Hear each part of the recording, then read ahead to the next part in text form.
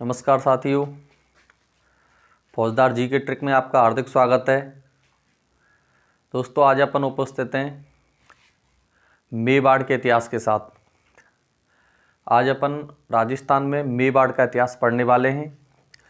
ये मेवाड़ के इतिहास का भाग प्रथम, भाग पहला होगा और इसमें इतिहास रहेगा मित्रों मेवाड़ का इतिहास। ये आपको क्रमबद्ध रूप से, व्यवस्थित रूप से मेवाड़ का इतिहास प्रत्येक वीडियो में मिलेगा, जिसके लगभग 8 से 10 पार्ट होंगे। आप लोग इसमें लिखित नोट्स भी बना सकते हैं। देखते हैं मित्रों, अपन कह रहे हैं मेवाड़ का इतिहास। ये जो मेवाड़ है, इस मेवाड़ को प्राचीन समय में प्रागबाट या मेदपाट भी कहा जाता था। ये जो मेवाड़ क्षेत्र है, इसको प्राचीन समय में प्रागबाट या मेदपाट कहा जाता था। और ये जो प्रागबाट या मेदपाट है, ये सिबी जनपद के अंतर्गत आया करता था। किस जनपद में आता था भैया? सिबी जनपद में। और इस सिबी जनपद की जो राजधानी हुआ करती थी, उस राजधानी का नाम था मध्यमिका। इसका वर्तमान नाम होता है मित्रों नगरी। और ये किस जिले में स्थित है? मध्यमिका या नगरी तो चित्तौड़गढ़ जिले में स्थित होती है। अपन पढ़ रहे हैं मेवाड़ का इतिहास। अब मेवाड़ को प्राचीन समय में प्रागबाट या मेदपाट कहा जाता था। इस प्रागबाट या मेदपाट जो ये क्षेत्र है, ये सिबी जनपद के अंतर्गत आया करता था। सिबी जनपद की राजधानी मध्यमिका हुआ करती थी। मध्यमिका को वर्तमान में नगरी कहते हैं। किस जिले में स्थित है? चित्तौड़गढ़ जिले में स्थित है। ये जो मेवाड़ होता है, मेवाड़, ये जो मेवाड़ क्षेत्र है, इसके अंतर्गत वर्तमान में कौन कौन से जिले सम्मिलित होते हैं, या वर्तमान में जो जिले हैं उन जिलों का कौन सा भाग मेवाड़ के अंतर्गत आएगा? तो भैया ऐसा मानते हैं, ये जो मेवाड़ अपन पढ़ रहे हैं मेवाड़, इसमें वर्तमान में उदयपुर, चित्तौड़गढ़, राजसमंद एवं भीलवाड़ा, इनके भाग को मिलाकर के एक क्षेत्र बनता है। और क्षेत्र का नाम क्या होगा? मेवाड़ क्षेत्र। क्या होगा मित्रों? मेवाड़। तो मेवाड़ है, इसका प्राचीन नाम प्रागबाट या मेदपाट था। ये सिबी जनपद का भाग था। सिबी जनपद की राजधानी मध्यमिका थी। मध्यमिका का न्यू नाम, नया नाम नगरी है। किस जिले में स्थित है? चित्तौड़ में। ये जो मेवाड़ है, मेवाड़ क्षेत्र के अंतर्गत उदयपुर, चित्तौड़गढ़, राजसमंद, भीलवाड़ा जिले आते हैं। अब अपन बात करते हैं इस मेवाड़ वंश की। तो इस मेवाड़ वंश पर किसने शासन किया था? तो भैया मेवाड़ पर, इस मेवाड़ पर घुइल एवं इसको कह सकते हैं सिसोदिया वंश ने शासन किया था। किसने साहब? गोहिल या सिसोदिया। इसका मतलब है एक ही वंश की दो शाखाएं होती हैं। ये जो घुइल वंश है, इसका संस्थापक गोहिल या गोहादित्य माने जाते हैं, जबकि सिसोदिया शाखा का संस्थापक राणा हम्मीर माना जाता है। सिसोदिया शाखा का केवल पूरा शब्द आएगा। गोहिल वंश का संस्थापक तो गोहिलादित्य है या गोहादित्य होता है, जबकि सिसोदिया शाखा का संस्थापक राणा हम्मीर है। सिसोदिया शाखा का संस्थापक शाखा राणा हम्मीर, गोहिल वंश का संस्थापक गोहिलादित्य माना जाता है। अब इस गोहिलादित्य के उत्पत्ति के, इस गोहिल वंश के उत्पत्ति के बारे में विद्वानों के जो मत होते हैं, इस गोहिल वंश की उत्पत्ति के बारे में विद्वानों के मत कि भाई गोहिल ब्राह्मण हैं या विदेशी जाति है या सूर्यवंशी हैं, इनके उत्पत्ति के बारे में मत। तो भैया उत्पत्ति के बारे में मत हैं। जैसे कि साहब एक जज साहब बैठे हुए हैं, उनके सामने वकील अपने अपने कहने का मतलब कथन दे रहे हैं। उसमें 3 व्यक्ति हैं सब वकील के रूप में। अबुल फजल है और कर्नल जेम्स टोड है। Colonel James Tod, Colonel James Tod और गौरी शंकर ओझा। तो सबसे पहले अबुल फजल ऐसा बोलते हैं कि ये जो गोयल हैं, ये ईरान के नौशेखा आदिल की संतान हैं।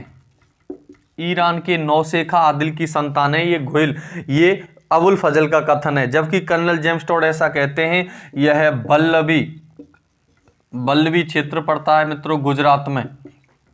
बल्लवी गुजरात के शासक शिलादित्य के वंशज हैं। किसके वंशज हैं भैया? शिलादित्य के। किसके अनुसार? कर्नल टोड के अनुसार। और इस कर्नल टोड के अनुसार जो बातें बताई गई हैं इनको ज़्यादातर मान्यता प्राप्त है, ये सर्वमान्य तथ्य भी माना जाता है। गौरीशंकर हीराचंद ओझा ऐसा कहते हैं ये सूर्यवंशी हैं, सूर्यवंशी हैं या ये रघुवंशी हैं। कौन है भैया? सूर्यवंशी या रघुवंशी। और ऐसा हमें इस मेवाड़ के कुछ प्रमाण भी मिलते हैं कि ये सूर्यवंशी हैं, जैसे कि इनका जो राजकीय ध्वज है उसमें सूर्य की आकृति होती है। इन्होंने बप्पा रावल ने भी सोने के सिक्के चलाए थे, उसमें सूर्य की आकृति बताई जाती है। ये स्वयं को हिंदू सूरज भी कहते थे। तो इसका मतलब है ये सूर्यवंशी हैं या रघुवंशी हैं, ऐसा भी कौन कहते हैं? गौरीशंकर। जबकि ये बल्लभी के शासक शिलादित्य की संतान है। कौन कहेंगे भैया? Colonel James Tod. और अबुल फजल क्या कहते हैं? ये ईरान के नौशेखा आदिल की संतान है। तो अपन पढ़ रहे हैं मेवाड़ का इतिहास। देखो मेवाड़ प्राचीन नाम प्रागबाट या मेदपाट था। और इसका ये जो भाग है ये सिवी जनपद का भाग था। सिवी जनपद की राजधानी मध्यमिका हुआ करती थी, वर्तमान में नगरी कहते हैं, चित्तौड़गढ़ जिले में स्थित है। मेवाड़ के अंतर्गत उदयपुर, चित्तौड़गढ़, राजसमंद, भीलवाड़ा जिलों को सम्मिलित किया जाता है। मेवाड़ क्षेत्र पर गोहिल या सिसोदिया वंश ने शासन किया है। गोहिल के संस्थापक गोहिलदित्य है, जबकि सिसोदिया शाखा के संस्थापक राणा हम्मीर माने जाते हैं। ये इनके बारे में, उत्पत्ति के बारे में मत हैं। आगे देखते हैं भैया, ये जो मेवाड़ जो होता है, मेवाड़ इसका जो भी राजकीय ध्वज था, तो ऐसा मानते हैं इस मेवाड़ का जो राजकीय ध्वज है ये इस प्रकार से इसका राजकीय ध्वज था। इस राजकीय ध्वज में एक तरफ तो भैया ऊपर तो मैं बना रहा हूँ सूर्य की आकृति है। किसकी आकृति है? सूर्य की आकृति है। ये तो भैया इसमें सूर्य की आकृति है। और एक तरफ ध्वज में तो भील सेनापति पूजा का चित्रण है। और एक तरफ ध्वज में क्षत्रिय या राजपूत योद्धा का चित्रण है। तो इसका मतलब है ये जो मेवाड़ वंश है, ये जो मेवाड़ का गोहिल वंश है, इस गोहिल वंश का जो राजकीय ध्वज होता था उसमें सूर्य की आकृति है। एक तरफ तो भैया भील सेनापति जो महाराणा प्रताप का सेनापति बताया जाता है, पूजा का चित्रण है। और एक तरफ क्षत्रिय राजपूत योद्धा है। राजपूत योद्धा के हाथ में तलवार बताई जाती है, तलवार, और इसके हाथ में होता है भैया भाला लिए हुए भील सेनापति पूजा, भाला लिए हुए भील सेनापति पूजा। अब इस राजकीय ध्वज में नीचे इनका ध्येय वाक्य लिखा होता है। क्या लिखा होता है भैया? ध्येय वाक्य। और ध्येय वाक्य क्या होता है मेवाड़ का? जो दृढ़ राखे धर्म को, जो दृढ़ राखे धर्म को तिहि राखे करतार, जो दृढ़ राखे धर्म को तिहि राखे करतार। ये जो राजकीय ध्वज में जो वाक्य है ये किस वंश का है? तो भैया गोहिलोत वंश का है, मेवाड़ क्षेत्र का। ये इसके बारे में बातें रहेंगी। तो अपन ने पढ़े हैं इसके राजकीय ध्वज में एक तरफ राजपूत क्षत्रिय योद्धा, एक तरफ भील सेनापति पूजा का चित्रण, और इसके राजकीय ध्वज पर सूर्य की आकृति। और राजकीय ध्वज पर क्या वाक्य निहित होता है? जो दृढ़ राखे धर्म को तिहि राखे करतार। ये वाक्य लिखा होता है। ये जो मेवाड़ में जो गोहिल वंश होते हैं, इस गोहिल वंश का मित्रों कुल देवता, कुल देवी, आराध्य देवता, आराध्य देवी, इसकी भी बातें मैं आपसे करता हूं। तो देखेंगे साहब, एक तो होगा कुल देवता, किस वंश का? गोहिल वंश का। एक रहेगा मित्रों कुल देवी, कुल देवी एक शब्द आता है मित्रों इस वंश का आराध्य देवता, इस वंश का आराध्य देवता, और इस वंश की आराध्य देवी। क्या होगा मित्रों? आराध्य देवी। तो कुल देवता तो एक लिंगनाथ जी हैं। कुल देवता कौन है मित्रों? एक लिंगनाथ जी। मंदिर कैलाशपुरी गांव उदयपुर में है, मंदिर कैलाशपुरी गांव उदयपुर में है। तो कुल देवी का नाम होता है बाण माता, और बाण माता का मंदिर उदयपुर में स्थित है, चित्तौड़गढ़ में स्थित है। इसका मतलब दोनों स्थानों पर स्थित है। आराध्य देवता में आता है गढ़बोर के चार भुजानाथ, गढ़बोर के चार भुजानाथ इसके आराध्य देवता माने जाते हैं। मंदिर राजसमंद जिले में, और आराध्य देवी का नाम चार भुजा माता है। क्या नाम है भैया? चार भुजा माता। तो गोहिल वंश होते हैं उनके कुल देवता एकलिंगनाथ जी, कुलदेवी बाण माता, आराध्य देवता गढ़बोर के चार भुजानाथ, आराध्य देवी चार भुजा माता। इनका मंदिर राजसमंद में उदयपुर चित्तौड़गढ़ और कैलाशपुरी गांव उदयपुर। ऐसा मानते हैं जो एकलिंगनाथ जी होते हैं, ये जो एकलिंगनाथ जी हैं, इनके मंदिर का निर्माण बप्पा रावल ने करवाया था। किसने भैया? बप्पा रावल ने करवाया था। एकलिंगनाथ जी का जो मंदिर है ये पाशुपत संप्रदाय का मंदिर है।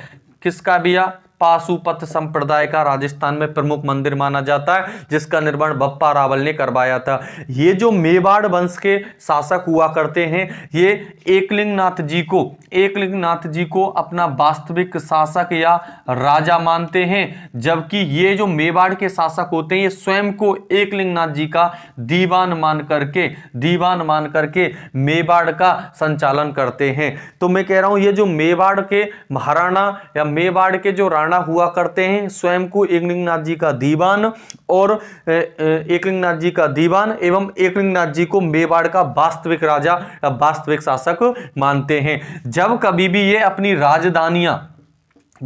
भी मेवाड़ के राजा अपनी राजधानियां परिवर्तन किया करते थे तो एकलिंगनाथ जी से आशीर्वाद लिया करते थे। आशीर्वाद तो उसको बोला करते थे आस का लेना। एक तरीका से उनसे परमिशन ले रहे हैं तो उसको क्या बोलते थे? आस का लेना। तो ये भैया मेवाड़ में सामान्य जानकारी अपन पढ़ रहे हैं, फिर से सुनेंगे। कुल देवता का नाम एकलिंगनाथ जी, कुलदेवी बाण माता, आराध्य देवता गढ़बोर के चार भुजानाथ, आराध्य देवी चार भुजा माता। एकलिंगनाथ जी का जो मंदिर है एक निर्माण बप्पा रावल ने करवाया था। ये किस संप्रदाय का मंदिर है? पाशुपत संप्रदाय का। इस एकलिंगनाथ जी के मंदिर को, इस एकलिंगनाथ जी से जब भी मेवाड़ के शासक राजधानियां परिवर्तन किया करते थे तो आशीर्वाद लेते थे, उसको आस का लेना कहते हैं। एकलिंगनाथ जी मेवाड़ के वास्तविक राजा हैं और ये जो मेवाड़ के शासक हैं ये स्वयं को इनका दीवान मान करके मेवाड़ की संचालन किया करते थे। ये इसके बारे में मित्रों सामान्य जानकारियां। आगे अपन बात करते हैं इनकी राजधानियां।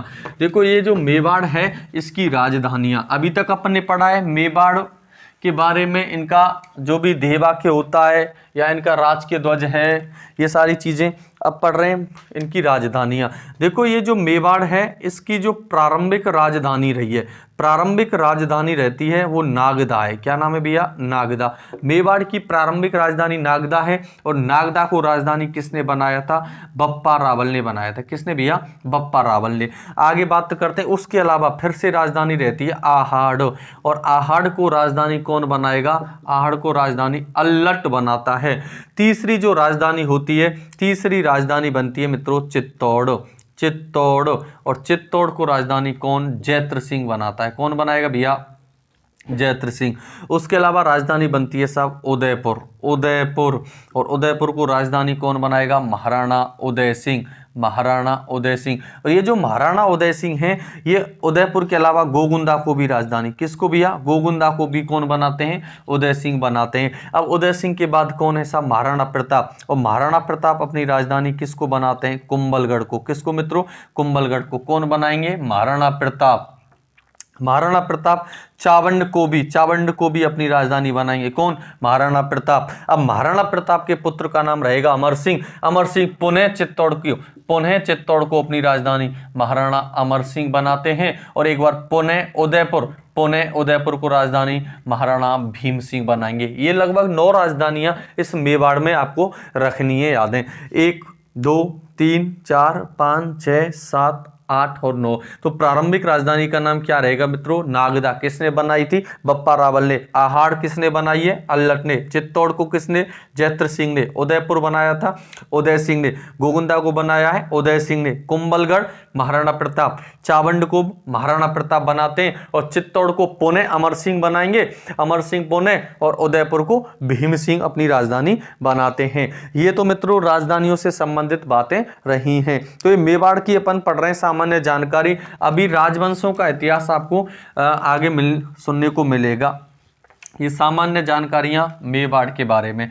देखो ये जो मेवाड़ है, मेवाड़, इस मेवाड़ में जो गोहिल वंश ने शासन किया है, गोहिल वंश ने, इस गोहिल वंश की मुहनोत नरसी ने और कर्नल जेम्स टोड ने 24 शाखाओं का वर्णन किया है। कितनी शाखाएं बताइए? 24। आगे अपन मित्रों विधिवत रूप से मेवाड़ का इतिहास पढ़ते हैं। जैसे कि साहब मैं आपको बना रहा हूं कुछ चार्ट के माध्यम से समझेंगे। देखो एक गांव था केहर गांव। कौन सा गांव है मित्रों? केहर गांव। केहर गांव में एक ब्राह्मण रहा करता था और उस ब्राह्मण की पुत्री का नाम था मित्रों सुभागा देवी। क्या नाम था साहब? सुभागा देवी। तो मैं कह रहा हूं केहर गांव में एक ब्राह्मण था और ब्राह्मण की पुत्री का नाम था सुभागा देवी। इस सुभागा देवी का होता है विवाह। जैसे ही सुभागा देवी का विवाह होता है तो विवाह के एक दिन बाद ही पति की क्या हो जाती है? मृत्यु। पति की क्या हो जाएगी साहब? मृत्यु। गांव का नाम क्या है? केहर गांव। केहर गांव में ब्राह्मण की पुत्री का नाम क्या होगा? सुभागा देवी। सुभागा देवी का विवाह होता है और विवाह के एक दिन बाद ही पति की क्या हो जाती है? मृत्यु। अब पति की मृत्यु हो जाती है तो सुभागा देवी एक गुरु के पास जाती है और गुरु से साहब, गुरु से कहने का मतलब है सांसारिक जीवन को त्याग करके और एक भगवान की आराधना में, स्तुति में लीन होना चाहती है। लेकिन इनको क्या, सुभागा देवी को वो जो गुरु होते हैं वो एक मंत्र देते हैं और इस मंत्र के जाप करने से, मंत्र का क्या करेगी मित्रों? जाप करने से, और ये क्या हो जाती है? गर्भवती हो जाती है। क्या हो जाएगी मित्रों? गर्भवती। ये सूर्य मंत्र था ऐसा मानते हैं और जैसे ही सूर्य भगवान का मंत्र जाप करती है तो सूर्य की कृपा से क्या हो जाती है? गर्भवती हो जाती है, गर्भवती। अब जैसे ये गर्भवती होती है तो ऐसा मानते हैं, ये इसके पिताजी ऐसा बोलते हैं सुभागा देवी के कि आपको समाज में या फिर हमें भी समाज में धूमिल होना पड़ेगा कि आप तो बिना पति के ही गर्भवती हो गई हैं, तो इसका मतलब आपको ये गांव छोड़ देना चाहिए। तो ये जो गर्भवती होती है सुभागा देवी और गर्भवती रहते हुए ये बल्लभी गांव में पहुंच जाती है, बल्लभी में। और बल्लभी कहां पे पड़ता है मित्रों? गुजरात में। बल्लभी कहां पे रहेगा? गुजरात में। एक बार फिर से सुनेंगे साहब।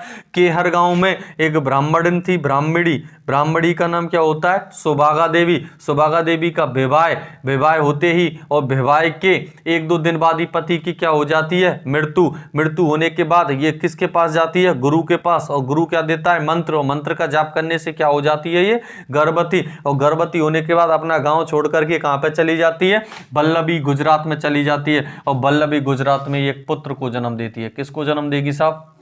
एक पुत्र को जन्म देती है। अब ऐसा मानते हैं पुत्र धीरे धीरे बड़ा हुआ है। बड़ा होने के बाद ये अपनी माता सुभागा देवी से ऐसा पूछता था कि हे माता, मेरे पिताजी का नाम क्या है? मुझे ऐसा लोग बाग पूछते हैं। तो इस माता ने एक बार बताने का प्रयास किया था। जैसे ये पुत्र के सामने सूर्य भगवान प्रकट हो गए। कौन प्रकट हुए साहब? सूर्य भगवान। और सूर्य भगवान ने ऐसा बोला है कि मैं तेरा पिता हूं और मैं तेरा पिता हूं। अब साहब जैसे ही सूर्य भगवान ऐसा बोलते हैं तो इस पुत्र को सूर्य भगवान एक पत्थर देते हैं। क्या देते हैं? पत्थर। और पत्थर को क्या कहते हैं मित्रों? शिला। क्या कहते हैं? शिला। और शिला देने के कारण ही इसका नाम क्या पड़ जाता है? शिलादित्य पड़ता है। क्या पड़ता है? शिलादित्य। तो कहने का मतलब है बल्लभीपुर गुजरात से आगे जब ये पुत्र को जन्म देती है तो पुत्र का नाम क्या होता है? शिलादित्य। इसको सूर्य भगवान क्या देते हैं? पत्थर। ये पत्थर ऐसा होता है जब किसी भी व्यक्ति को, किसी भी क्षेत्र को उस पत्थर को लेकर कहने का मतलब स्पर्श करता है तो वो इसका अधीन हो जाएगा। ऐसे कुछ उस पत्थर में विशेषताएं थी। अब ये जो शिलादित्य होता है, अब शिलादित्य भैया ऐसा मानते हैं बल्लभी गुजरात का क्या बन जाता है? राजा बन जाता है। क्या बन जाता है भैया? राजा। ये उस पत्थर की कृपा से, उस शिला की कृपा से बल्लभी गुजरात का क्या बन जाएगा? राजा बन जाएगा। यहां तक मित्रों समझ में आया क्या? आगे बात करते हैं साहब शिलादित्य की। देखो अभी तक मेवाड़ का इतिहास स्टार्ट नहीं हुआ है, ये सामान्य ही जानकारी आप लोगों के लिए मिल रही है। तो मैं अभी आपको बता रहा हूं मित्रों शिलादित्य। शिलादित्य है, ये कहां का राजा बन जाएगा? बल्लभी गुजरात का। और ये जैसे ही बल्लभी गुजरात का राजा बनता है तो राजा बनेगा तो इसका विवाह किसके साथ होगा? राजकुमारी के साथ। तो इसका विवाह एक पुष्पावती राजकुमारी के साथ होता है। और ये जो राजकुमारी है ये परमार वंशीय राजकुमारी है। कौन है मित्रों? परवार वंशीय राजकुमारी, इस राजकुमारी के साथ विवाह होता है। अब शिलादित्य और पुष्पावती के लगभग 6 संतान हो जाती हैं, 6 की 6 पुत्री होती हैं। तो एक बार पुष्पावती जैसे गर्भवती हुई थी तो ये पुत्र प्राप्ति की चाह में, राजस्थान के चंद्रावती क्षेत्र, आबू क्षेत्र, सिरोही में आती है देवी के मंदिर पर। जैसे ही पुष्पावती पुत्र प्राप्ति की चाह में राजस्थान के सिरोही क्षेत्र में आती है देवी के मंदिर पर, ऐसे ही पीछे से शिलादित्य पर, इस शिलादित्य पर अरबों का आक्रमण होता है। किसका आक्रमण होगा भैया? अरबों का। और अरबों का जैसे आक्रमण होता है तो शिलादित्य की क्या हो जाती है मित्रों? मृत्यु। क्या हो जाती है? मृत्यु। अब पहले क्या था, जैसे बहुत सारी महिलाएं पति की मृत्यु के बाद सती होना चाहती थी। अब पुष्पावती के पति की मृत्यु हो गई है तो पुष्पावती ने जैसे ये समाचार सुना तो ये भी सती होना चाहती थी, लेकिन इसके गर्भ में क्या है? बच्चा पल रहा था। तो महिलाएं गर्भवती होती थी तो सती तभी होती थी जब महिलाएं बच्चे को जन्म देने के बाद। तो ऐसा मानते हैं पुष्पावती जो महिला थी इसने अपने पुत्र को जन्म दिया था, और पुत्र को जन्म दिया था भैया मल्लिया गुफा में। गुफा का नाम आता है मल्लिया गुफा, क्योंकि इसने क्या है, ये जैसे ही सिरोही में गई थी अपने देवी के पास पुत्र प्राप्ति की चाह में, तो उस समय इसने सुन लिया था कि शिलादित्य पर आक्रमण कर दिया गया है या बल्लभी क्षेत्र पर आक्रमण कर दिया गया है अरबों के द्वारा, शिलादित्य की मृत्यु हो गई है। तो ये वापस बल्लभी ना जा करके, और ये एक कहने का मतलब है कमलावती ब्राह्मणी के पास रुक जाती है, और वहीं पर रहने के बाद इसने ऐसा मानते हैं मल्लिया गुफा में पुत्र को जन्म दिया था। गुफा में पुत्र को जन्म देने के कारण उस पुत्र का नाम रख दिया जाता है भैया गोहादित्य। गोहादित्य क्या नाम दिया जाता है मित्रों? गोहादित्य। अब गोहादित्य उस पुत्र का नाम रख दिया जाएगा। अब इस पुत्र का लालन पालन किसके द्वारा किया जाता है? और लालन पालन तो कमलावती ब्राह्मणी के द्वारा। किसके द्वारा किया जाएगा? कमलावती ब्राह्मणी के द्वारा। फिर से एक बार सुनेंगे, मैं कह रहा हूं शिलादित्य कहां का राजा है? बल्लभी गुजरात का। शिलादित्य की रानी का नाम पुष्पावती, ये परमार वंशीय राजकुमारी। दोनों के 6 संतान होने के बाद पुत्री। अब ये पुष्पावती जो होती हैं ये गर्भवती होने के बाद ये पुत्र प्राप्ति की चाह में कहां पे आएंगी? सिरोही में देवी के मंदिर पर आती हैं आराधना करने के लिए। पीछे से ये आक्रमण किस पर हो जाएगा? शिलादित्य पर। आक्रमण होने के बाद इनकी मृत्यु हो जाती है। ये मृत्यु का समाचार जैसे ही पुष्पावती सुनती हैं तो पुष्पावती गर्भवती रहती हैं, तो ये अपने राज्य में नहीं जाती हैं और ये मल्लिया गुफा में अपने पुत्र को जन्म देती हैं। गुफा में देने के कारण नाम क्या पड़ता है? गोहादित्य। क्या नाम पड़ता है? गोहादित्य। इस पुत्र को जन्म देने के बाद ऐसा मानते हैं ये तो सती हो जाती हैं, लेकिन इस पुत्र का लालन पालन कौन करती है भैया? कमलावती ब्राह्मणी करती है। कौन करती है मित्रों? कमलावती ब्राह्मणी। अब देखते हैं सब आगे की बातें। अब गोहादित्य,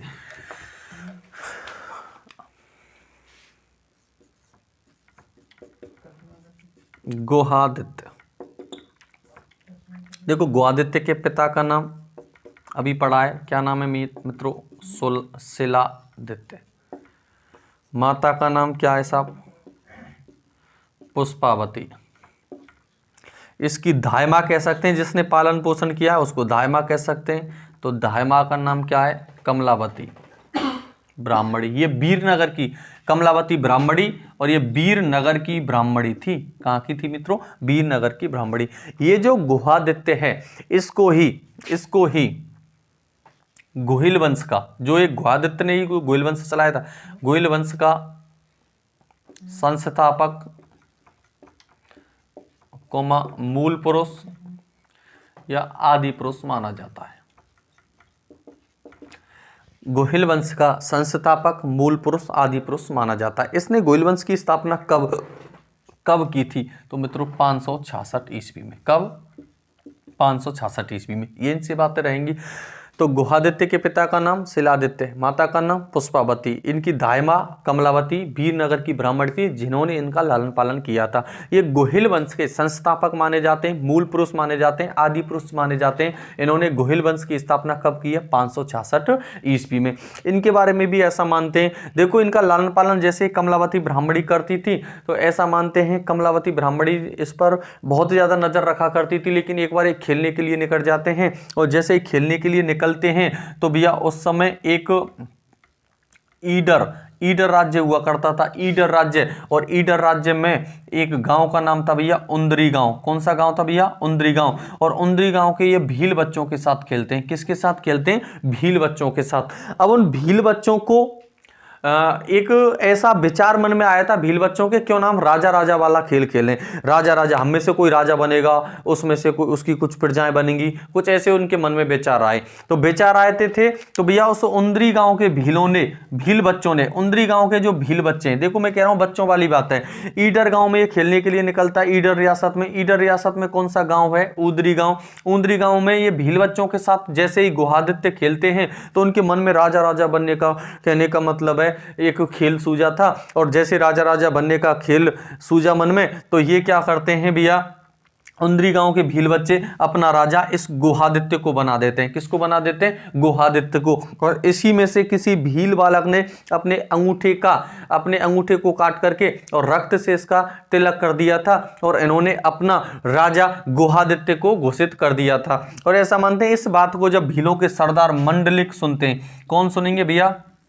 भीलों के सरदार मंडलिक सुनते हैं, तो मंडलिक को भी बड़ा हर्ष और बड़ी प्रसन्नता हुई थी, क्योंकि अभी तो मंडलिक क्या है कि बुजुर्ग थे और वो अपना वास्तव में ही, कहने का मतलब उत्तराधिकारी खोजने में लगे हुए थे कि मेरा कोई उत्तराधिकारी बने। तो उनको जब ये सूचना पहुंची कि भील बच्चों ने, उंदरी गांव के भील बच्चों ने अपना, कहने का मतलब खेल खेल में राजा नियुक्त कर दिया है गुहादित्य, तो मंडलिक ने भी इसका समर्थन किया था। और ऐसा मानते हैं फिर वास्तव में इस गुहादित्य को राजा बना दिया जाता है। और इस गुहादित्य ने ही गोहिल वंश की नींव डाली थी 566 ईस्वी में। और ऐसी भी कहावतें, जब कभी भी मेवाड़ के राजगद्दी पर कोई भी मेवाड़ का शासक बैठता था तो उसका उंदरी गांव का भील व्यक्ति ही अपने अंगूठे को काट करके रक्त से उसका राजतिलक किया करता था। तो ये गुहादित्य की बातें हैं मित्रों। आगे की बात तो यहां से कल करते हैं, तब तक के लिए धन्यवाद। जय हिंद, जय भारत।